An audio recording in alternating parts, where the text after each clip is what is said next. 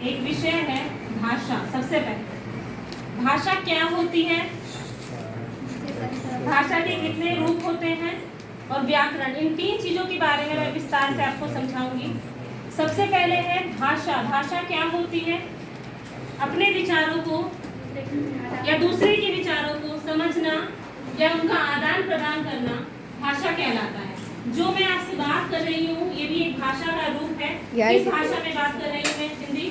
आप मेरी बातों को समझ पा रहे हैं, वो भी एक भाषा का रूप है।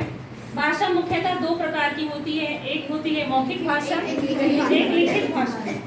तीसरी भाषा का एक रूप होता है सांकेतिक भाषा, लेकिन हम उसको भाषा की श्रेणी में नहीं लेते हैं।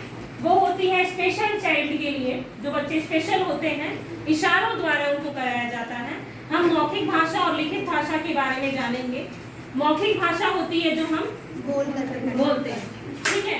मैंने आपको जो भी समझाया आप मुझे समझ रहे हो, ये हमारी मौखिक भाषा हुई। मौखिक भाषा के रूप कौन कौन से हैं?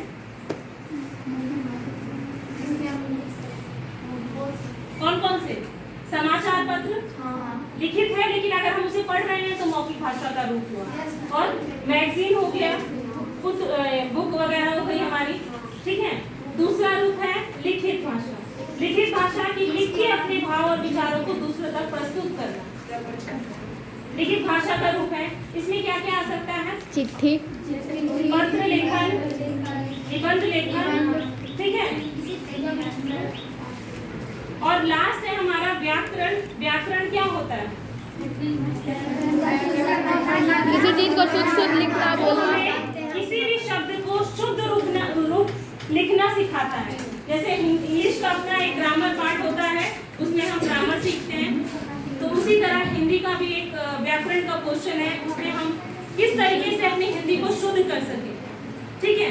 तो व्याकरण के द्वारा हम अशुद्धियों का शोधन भी करते हैं और सही मात्रा, सही ज्ञान, सही अक्षर का, सही वर्ण विचार, सही शब्द, सबकी जानकारी हमें व्याकरण के थ्रू होती है।